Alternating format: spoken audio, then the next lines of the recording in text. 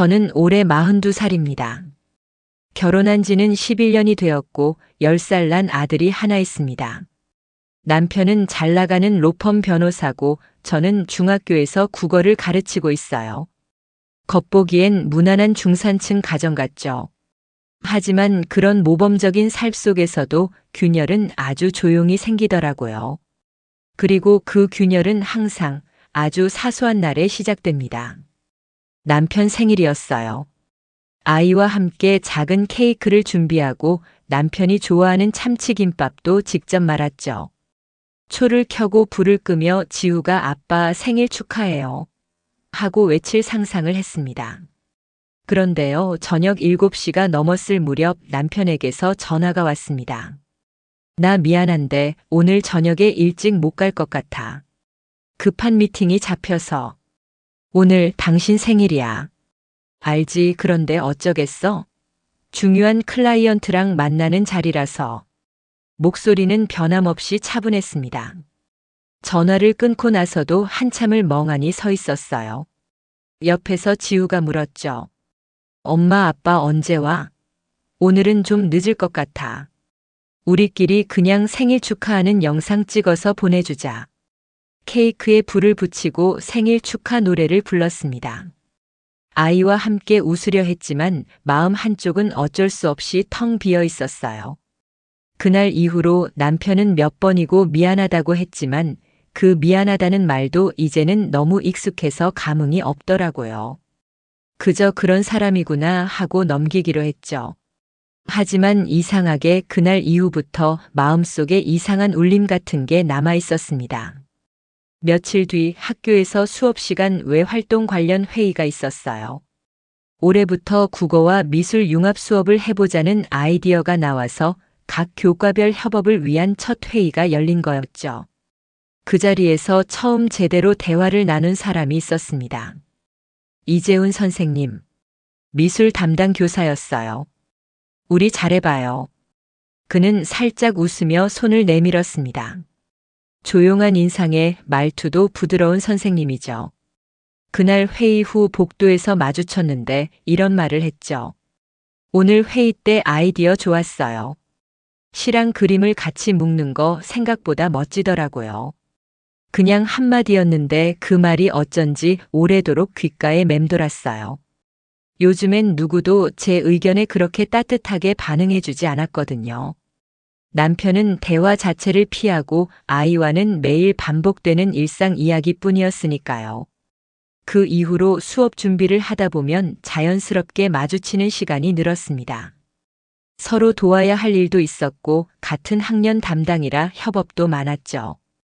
그리고 그런 시간들이 아주 작게 제 마음에 흔들림을 주기 시작했습니다.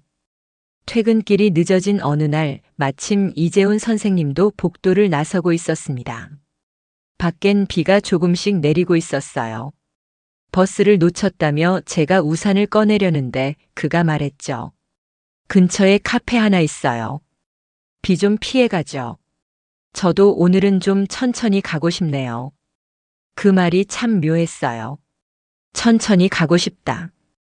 그 말에 왜 그렇게 마음이 흔들렸을까요? 카페 안은 조용했습니다. 따뜻한 라떼를 한 모금 마시며 이런저런 이야기를 나눴습니다. 그는 자신의 고등학교 시절 이야기를 하며 웃었고 저는 요즘 아이 키우는 얘기를 꺼냈습니다. 서로 대단한 이야기를 한 건 아니었지만 묘하게 편안했어요. 선생님도 외롭죠? 그가 말끝을 흐리며 던진 그 질문에 전 아무 대답도 하지 못했습니다. 대신 창밖으로 내리는 빗방울만 바라봤죠. 집에 돌아오는 길 괜히 혼잣말처럼 중얼거렸습니다. 아니야, 그냥 대화였을 뿐이야. 그런데 이상하게 발걸음이 가볍지가 않았습니다.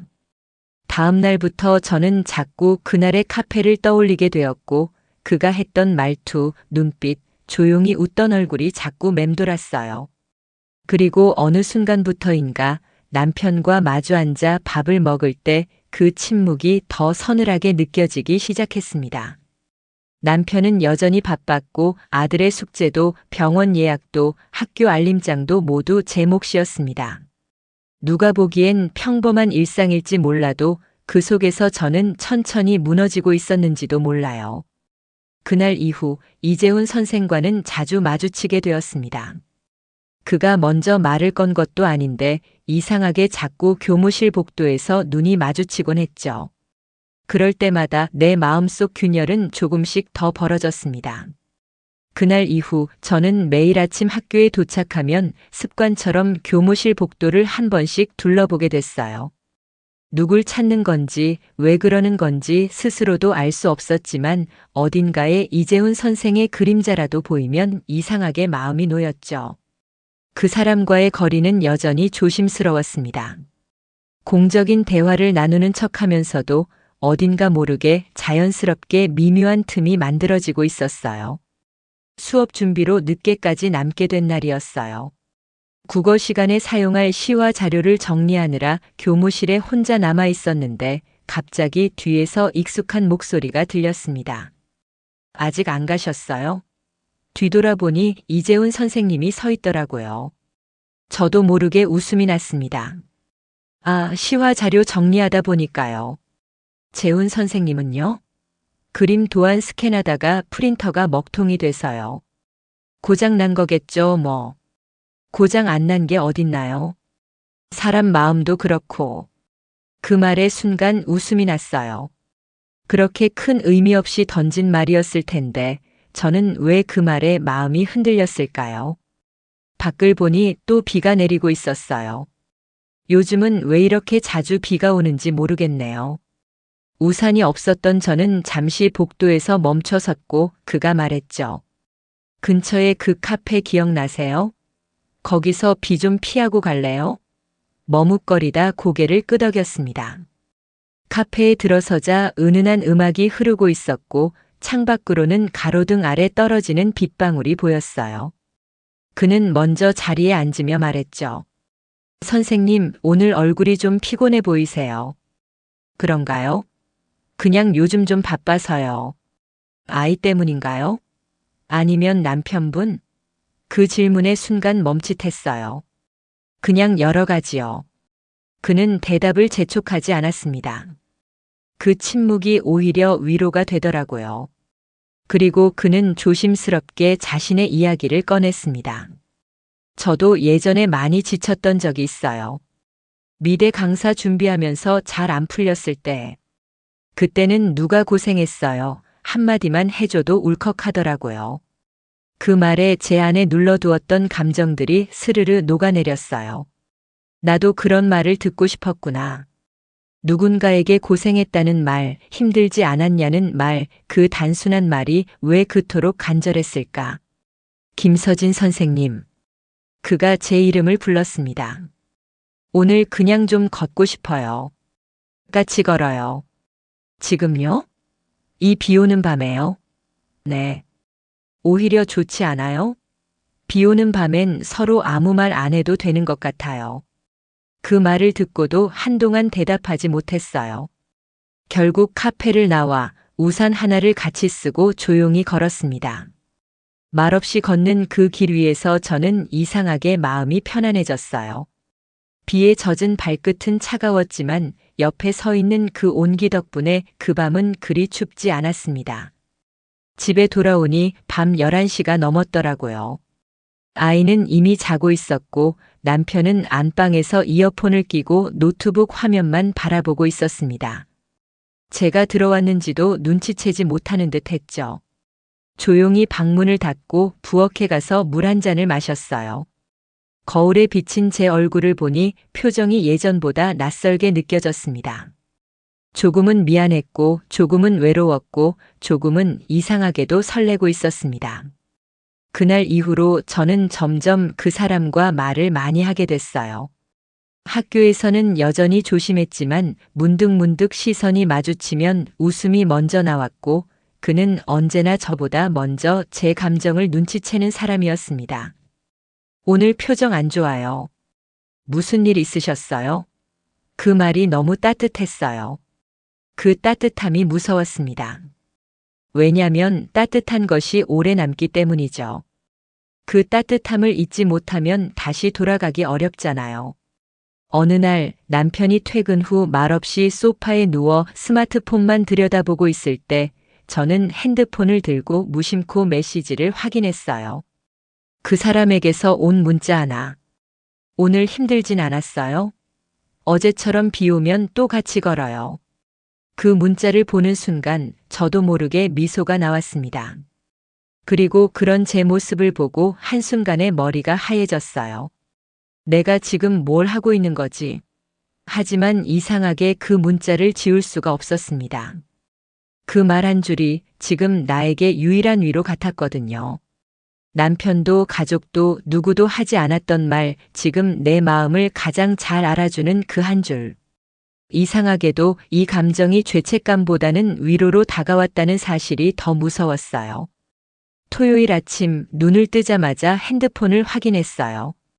카톡 알림은 하나, 이재훈 선생님이 보낸 짧은 인사였습니다. 잘 주무셨어요? 오늘 날씨 좋네요. 커피 한 잔 드세요. 평범한 메시지였는데 왠지 모르게 따뜻했습니다.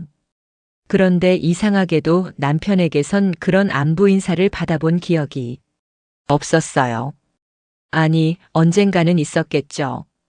결혼 초엔 있었던 것 같기도 한데 지금은 기억이 잘 나지 않더라고요. 남편은 요즘 더 바빴어요. 금요일 밤에도 회식이라고 늦었고 토요일인 오늘도 오전에 미팅이 있다고 일찍 나갔습니다. 저와 지우는 둘이서 아침밥을 챙겨 먹었습니다. 아이에게 계란 프라이를 해주며 지켜보는데 문득 이런 생각이 들었어요. 지우는 엄마랑만 밥 먹는 게 익숙해졌겠지. 지우는 아빠의 빈자리에 대해 아무 말도 하지 않았지만 그 침묵이 더 마음 아팠습니다. 지우야, 주말에 영화 보러 갈래? 엄마는 안 바빠. 엄마는 너랑 노는 게 제일 좋아. 아이의 웃음에 마음이 조금은 풀렸지만 여전히 어디 한 구석은 서늘했어요. 그날 오후 학교에서 열린 학부모 상담 준비를 위해 잠깐 교무실에 들렀습니다. 생각보다 일찍 끝났고 복도를 나서려는데 마침 이재훈 선생님이 문을 나서고 있었습니다.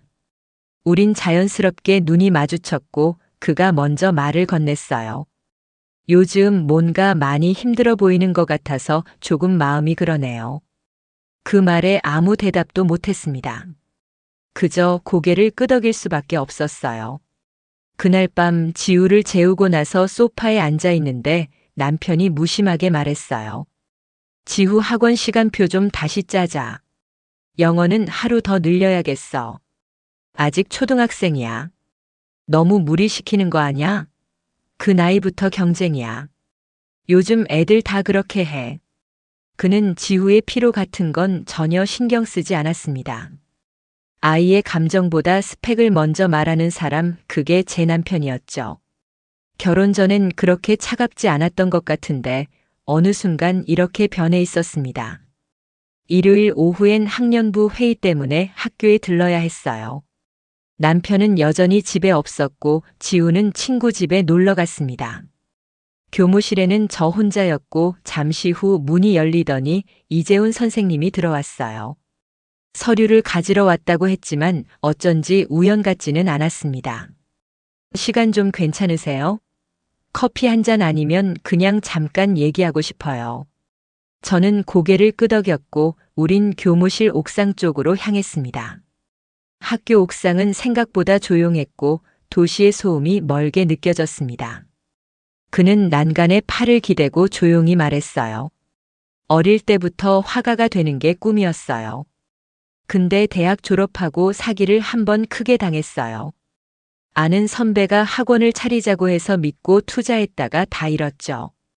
그 이후로 사람 안 믿게 됐어요. 처음 듣는 이야기였습니다. 그는 잠시 웃으며 말을 이었죠. 그 후론 그냥 조용히 살자는 마음이었는데 요즘엔 이상하게 마음이 다시 흔들려요. 그게 아마 선생님 때문일 거예요. 순간 가슴이 철렁했습니다.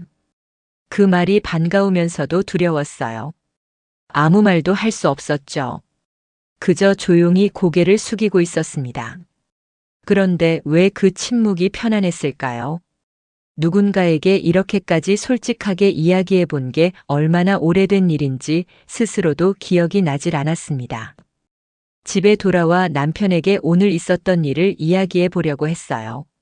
하지만 그는 노트북 화면에서 시선을 떼지도 않은 채 말했습니다. 아, 그래. 알겠어. 오늘도 바빴겠다. 그의 말은 위로도 공감도 아니었습니다. 그냥 그저 대꾸. 그날 밤 이불 속에서 핸드폰을 다시 확인했습니다. 이재훈 선생의 메시지가 와 있었어요. 오늘 제 얘기 들어줘서 고마웠어요. 선생님 옆에 있으면 편해요. 그 문장을 읽는 순간 제 마음 한쪽이 무너져 내리는 소리가 들린 것 같았습니다. 그가 저를 편하게 느끼는 이유. 사실은 저도 그랬기 때문이었어요. 그날은 주말이었어요. 학교에선 교내 전시회를 앞두고 준비가 한창이었고 미술부 아이들과 재훈 선생이 벽면 배치 작업을 하고 있었죠. 저도 문예부 지도교사라 시와 게시물 정리를 도와주고 있었습니다. 일이 예상보다 늦어져 저녁 7시가 훌쩍 넘었어요. 아이들은 하나둘 집으로 돌아갔고 남은 건 저와 재훈 선생님 그리고 포장도 덜 된 작업물들 뿐이었습니다. 오늘 정말 고생 많으셨어요. 그가 음료수를 하나 건네며 말했습니다. 피곤한 하루였지만 이상하게 그 시간은 조용하고 따뜻했어요. 밖은 어느새 어두워졌고 교내 스피커에선 자동으로 클래식 음악이 흘러나왔습니다. 조명이 꺼진 복도를 지나 우리는 교무실 옥상 쪽으로 올라갔습니다. 가끔 늦게까지 남은 교사들이 밤바람 쐬러 나가는 곳이었죠. 이 시간에 학교 옥상에 있는 거 생각보다 낭만적이네요. 그가 그렇게 말하며 웃었을 때 저는 웃지 못했어요. 가슴이 두근거렸고 손끝이 저릿했습니다. 그 순간 그가 조심스럽게 제 쪽으로 한 걸음 다가왔어요. 오늘은 그냥 아무 말 없이 있어 주시면 안 될까요? 그 말이 마음을 건드렸습니다. 저도 똑같이 아무 말 없이 고개를 끄덕였어요. 어깨가 닿을 듯 말 듯한 거리에서 우리는 한참을 말없이 서 있었고 바람이 머리카락을 스치며 귓가를 울릴 때쯤 그가 조심스럽게 손을 내밀었습니다. 그 손을 뿌리쳐야 했는데 그 순간 저는 움직이지 못했습니다. 가슴이 철렁했습니다. 이건 아니라고 지금 멈춰야 한다고 스스로에게 말했지만 입술은 굳어 있었고 몸은 따라주지 않았어요. 그는 말없이 제 손을 감싸주었습니다. 그리고 아주 짧은 그러나 돌이킬 수 없는 포옹을 했어요. 짧았지만 강렬했습니다. 모든 걸 흔들어 놓을 만큼. 포옹으로 서로의 몸이 닿은 순간보다 그 뒤의 정적이 더 무서웠어요. 죄송해요. 지금 제정신이 아니었어요. 그가 황급히 말을 했지만 사실 그 말은 저도 해야 할 말이었어요. 저 먼저 들어갈게요. 한마디 남기고 옥상을 나왔습니다. 계단을 내려가며 다리가 떨리고 숨이 가빠왔습니다. 심장이 터질 듯이 뛰고 있었어요. 현관문을 열고 나왔을 땐 차가운 밤 공기가 얼굴을 세게 때리는 것 같았습니다. 집에 돌아오니 지우는 이미 자고 있었고 남편은 거실에서 뉴스를 보며 컵라면을 먹고 있었어요. 밥 안 먹었지? 끓이기 귀찮아서 그냥 이걸로 때웠어. 그는 아무렇지 않게 말했지만 저는 말없이 고개만 끄덕였습니다. 그 순간 머릿속에서 되뇌었어요. 정말 이렇게까지 무너질 줄은 몰랐는데. 양치질을 하다가 거울 속 제 얼굴을 봤습니다. 눈이 빨갛고 입술이 말라 있었어요. 그 순간 나 자신이 너무 낯설게 느껴졌습니다. 이게 내가 원했던 감정일까? 그런데도 마음 한구석에서는 따뜻했다는 느낌이 자꾸 떠오르고 있었습니다. 그 사람이 보여줬던 진심, 잡아준 손의 온기, 그리고 짧았던 포옹. 그 밤은 너무 조용했고 머릿속은 너무 시끄러웠습니다. 모든 걸 멈추고 싶었지만 이미 마음속 어딘가가 무너져버린 건 사실이었어요. 그 뒤로는 더 이상 어디서부터 잘못된 걸까 같은 질문은 의미가 없어진 것 같았습니다. 우리는 이미 선을 넘었고 그 선은 다시는 지워지지 않을 거라는 걸 저는 알고 있었어요. 그날 이후로 며칠간 저는 학교에서도 재훈 선생과 거의 말을 하지 않았습니다. 일부러 눈도 잘 마주치지 않았고 필요 이상 가까이 가지 않으려 애썼어요. 하지만 마음처럼 쉽지가 않더군요. 그 사람은 자꾸 시선 끝에 걸렸고 조금이라도 멀리 있으면 오히려 더 신경 쓰였습니다. 수업이 끝난 후 교무실을 나서려던 순간 그가 조용히 제 뒷모습을 불렀습니다. 김서진 선생님 잠깐만요. 그 목소리에 심장이 순간 철렁했습니다. 어제는 괜찮으셨어요? 네. 그냥 좀 피곤해서요. 저 그날 일 후회하세요?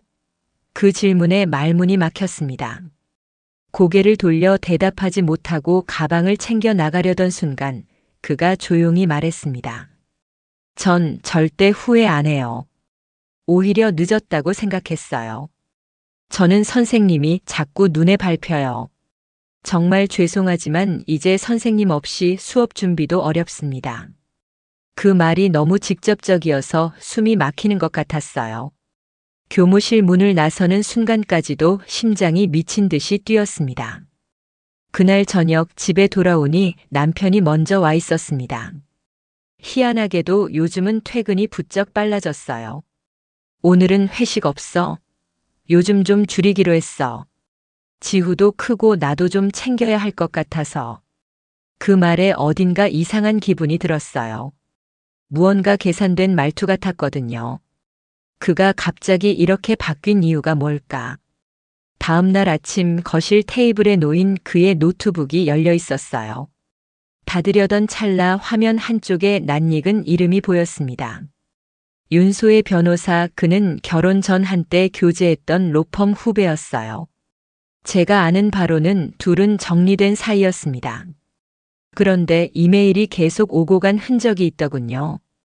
내용은 보지 않았지만 순간 등줄기에 차가운 느낌이 들었습니다. 설마 우리 둘 다 서로 모르게 무너지고 있는 걸까? 며칠 뒤 이재훈 선생은 점점 다른 모습을 보이기 시작했습니다. 그의 말투와 행동이 점점 더 집요해졌어요. 선생님, 주말에 전시회 리허설 있잖아요. 같이 준비하죠. 저 혼자 하면 힘들 것 같아서요. 혼자 하셔도 충분히 잘하실 수 있을 거예요. 왜 그렇게 자꾸 피하세요? 그의 눈빛엔 서운함이 섞여 있었고 그 서운함 속엔 분명 기대가 있었습니다. 저는 아무 말도 하지 않았습니다. 말하면 모든 게 무너질 것 같았어요. 그렇다고 지금 상태가 무너지지 않은 건 아니었지만요. 그리고 어느 날 남편이 늦은 밤 조용히 물었습니다. 요즘 좀 피곤해 보여. 학교에서 무슨 일 있어? 아니, 그냥 일이 많아서 그래. 혹시 다른 고민 있는 거야? 그 말투는 어딘가 다정하면서도 너무 의심을 숨기고 있는 듯한 느낌이 들었어요. 없어. 왜 그래 갑자기? 그냥 내가 요즘 너무 달라 보여서. 그 말에 머릿속이 복잡해졌습니다. 남편은 뭘 알고 있는 걸까? 혹시 눈치챘을까? 아니면 그냥 내 마음이 죄책감에 쫓기는 걸까? 그날 밤 침대에 누워 잠들지 못한 채 휴대폰을 손에 들고 있었습니다. 이재훈 선생님에게 연락하고 싶은 마음과 지워버리고 싶은 마음이 동시에 몰려왔어요. 문득 창밖으로 불어오는 바람 소리가 유리창을 흔들고 있었습니다. 그 소리가 깨진 유리잔처럼 들렸습니다. 어디선가 바닥에 떨어진 감정들이 조용히 금이 가고 있는 소리 같았어요. 지금 이 모든 게 그저 피곤해서 그런 걸까?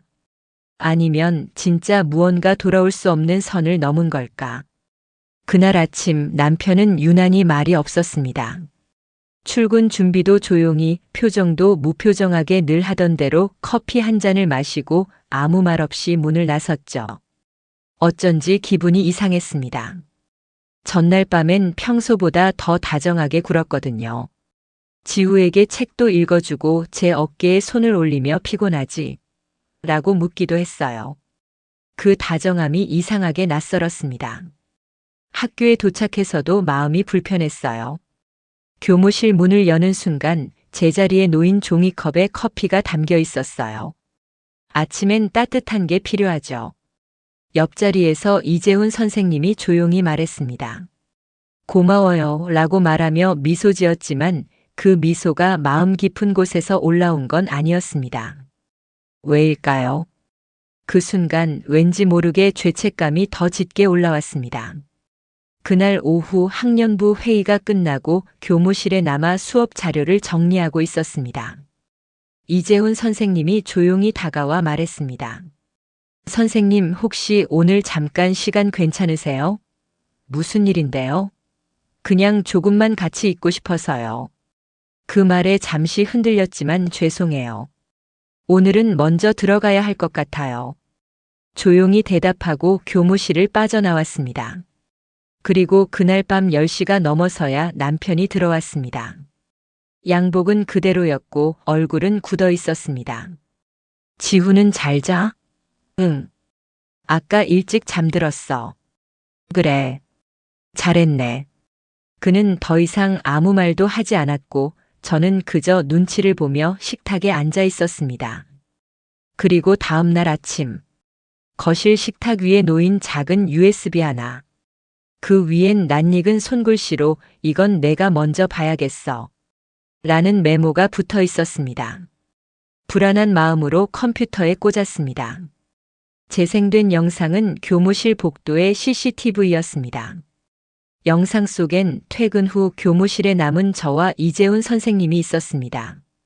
멀리서 찍힌 흐릿한 영상이었지만 분명 어깨를 잡는 장면, 손을 잡는 순간이 보였습니다.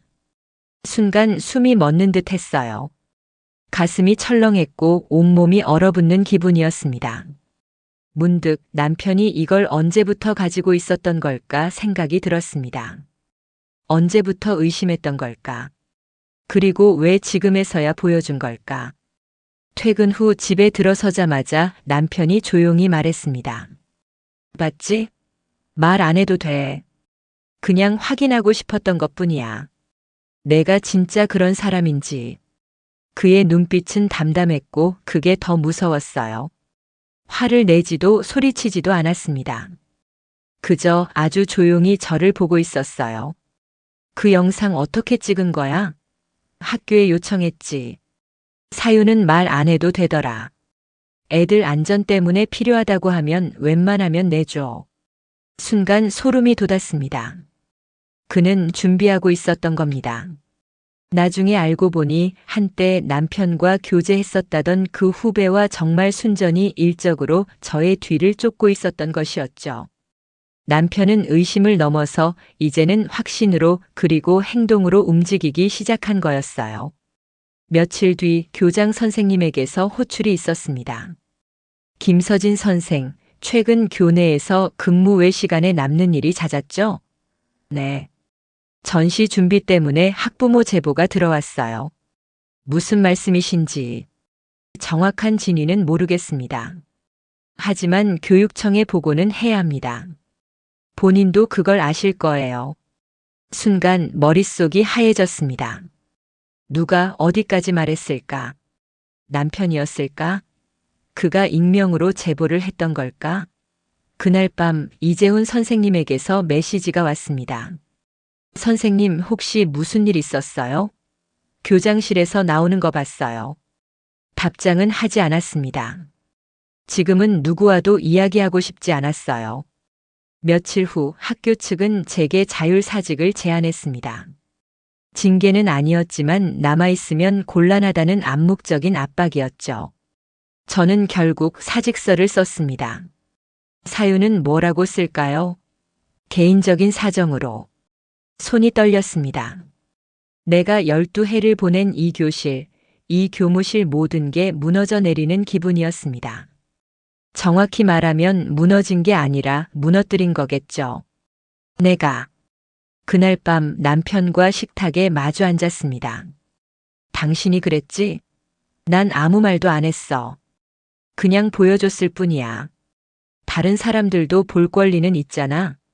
그 말이 너무 차가워서 숨이 턱 막혔습니다. 그는 이제 본격적으로 저를 무너뜨릴 준비를 하고 있는 것 같았습니다. 그리고 저는 그가 왜 그토록 조용했는지 비로소 알 것 같았어요. 사직서를 낸 지 일주일쯤 지났을 때 교직원 단톡방에서 제 이름이 빠진 걸 봤어요. 별거 아닌 단톡방일 뿐인데 이상하게 그걸 보자 가슴이 철렁하더라고요. 진짜 끝났구나. 12해를 버틴 자리가 그렇게 쉽게 지워졌습니다. 그 주 내내 집에 있었습니다. 밖에 나갈 이유도 없었고 나가고 싶은 마음도 없었어요. 남편은 아무 말도 하지 않았고 지후 역시 이상하리만치 조용했습니다. 그러던 어느 날 지후가 학교에서 돌아오자마자 울먹이며 말했어요. 엄마 애들이 이상한 말 해. 무슨 말? 엄마가 다른 선생님이랑 이상한 사이래. 그 말을 듣는 순간 숨이 멎는 것 같았어요. 누가 그런 말 했는데? 이름 말해봐. 몰라, 다 그냥 막 말해. 아이의 어깨를 안아주며 애써 달랬지만 속에서 분노가 치밀어 올랐습니다. 그 이야기가 아이 귀에까지 들어갈 줄은 몰랐어요. 아니, 사실 알고 있었겠죠. 하지만 모른 척하고 싶었을 뿐이에요. 그 대가가 이렇게 지독하게 다가올 줄은 몰랐습니다. 그날 밤 남편에게 말했습니다. 지후가 학교에서 이상한 말 들었대. 그럴 줄 알았어. 내가 그래서 너한테 경고했잖아. 조용히 처리하라고. 지금 그걸 말이라고 해? 그래. 이게 현실이야. 넌 실수 하나로 아이까지 망가뜨릴 수 있다는 걸 왜 몰라. 그의 말이 너무 차가웠지만 부정할 수 없었습니다. 결국 제가 벌인 일이니까요. 며칠 후 이재훈 선생님에게서 전화가 왔습니다. 받지 않다가 결국 통화를 했어요. 선생님, 전시회 취소됐어요. 네. 학교에서 갑자기 연락 왔어요.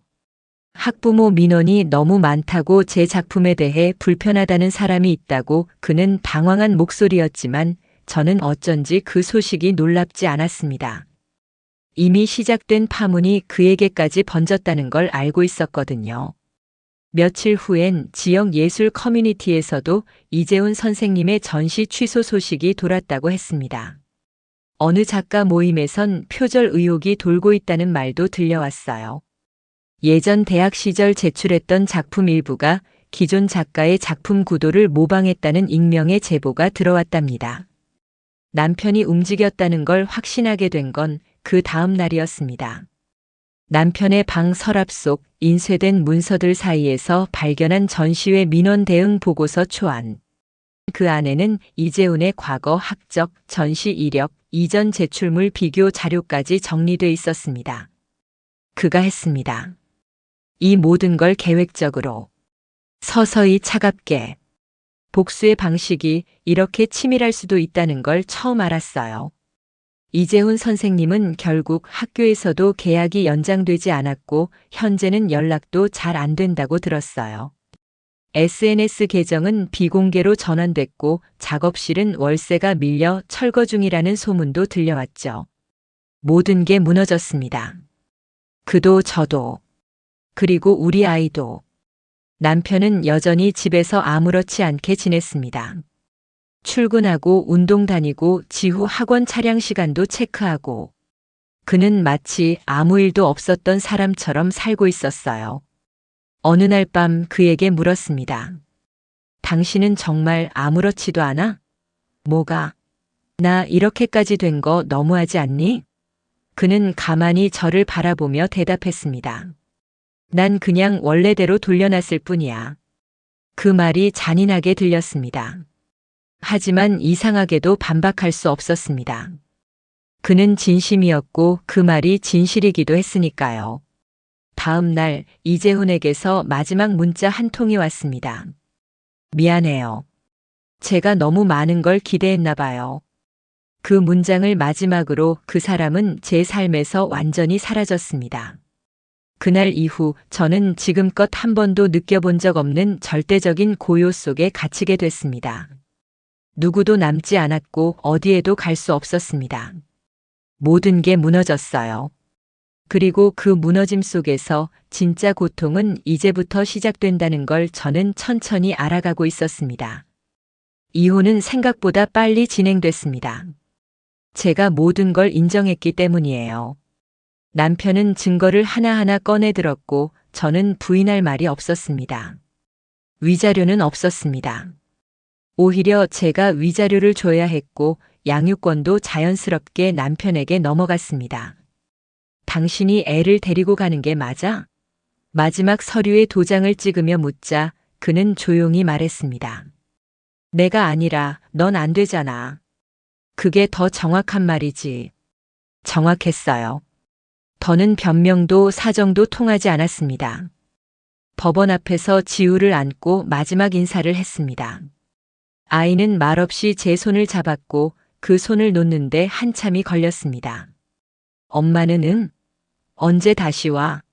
대답하지 못했습니다. 거짓말이라도 해줄 걸, 그게 지금까지 마음에 남아 있어요. 서울을 떠났습니다. 사람들이 없는 곳으로 가고 싶었거든요. 지인의 소개로 강원도 어느 소읍 작은 책방에서 아르바이트를 하게 됐습니다. 책을 정리하고 커피를 내리고 마을 주민들 책 대출 도와주고 누구도 제 과거를 묻지 않았고 저 역시 아무 말도 하지 않았습니다. 매일 아침 책장에 햇빛이 스며드는 걸 보며 묘한 감정을 느낍니다. 살아있다는 느낌이 아니라 그냥 남아있다는 감정. 그게 지금 제 상태에 가장 가까운 말인 것 같아요. 가끔 아이 생각이 납니다. 지훈은 잘 지내고 있을까요? 밥은 잘 먹을까? 혹시 내 얘기를 또 듣진 않았을까? 남편은 어떤 표정으로 아이를 안아줄까? 생각이 꼬리에 꼬리를 물고 이어지지만 이제는 어느 순간 끊어내야 한다는 걸 배웠습니다. 더 이상 감정에 젖으면 안 되니까요. 그런 삶을 택한 건 결국 저니까요. 그날 저녁 책방에 혼자 남아 청소를 하던 중 TV에서 예술 관련 다큐멘터리가 흘러나오고 있었습니다. 별 생각 없이 보다 문득 한 장면에서 눈을 떼지 못했습니다. 도심 갤러리, 전시회 풍경, 그리고 그 배경 벽면에 걸려있던 그림 하나. 분명 그 사람의 그림이었습니다. 이재훈. 그의 스타일, 그 구도, 그 색감 아무도 몰라도 저는 알 수 있었어요. 그가 어딘가에서 다시 그림을 그리고 있다는 사실에 묘한 감정이 일었습니다. 안도, 미련, 후회, 그리고 다시는 돌아갈 수 없는 거리감. 하지만 이상하게도 눈물이 나지 않았습니다. 이제는 눈물도 말라버린 건지도 모르겠네요. 책방 창가에 앉아 과거 가족여행 사진을 휴대폰에서 지웠습니다. 바닷가에서 셋이 웃고 있던 사진. 그중 하나 유독 오래 쳐다봤던 사진이 있었어요. 그 사진 뒤편 벽에 분명히 이재훈의 그림이 걸려 있었더군요. 그때는 몰랐던 장면이 이제는 너무 선명하게 보였습니다. 휴대폰 화면을 꺼내며 속으로 이렇게 중얼거렸습니다. 이젠 다 끝났어. 끝났다고 믿기로 했습니다. 사랑도 후회도 모두가 조용히 무너졌습니다. 그리고 남은 건 아무도 모르게 아주 조용히 살아가야 하는 나 하나뿐이었습니다.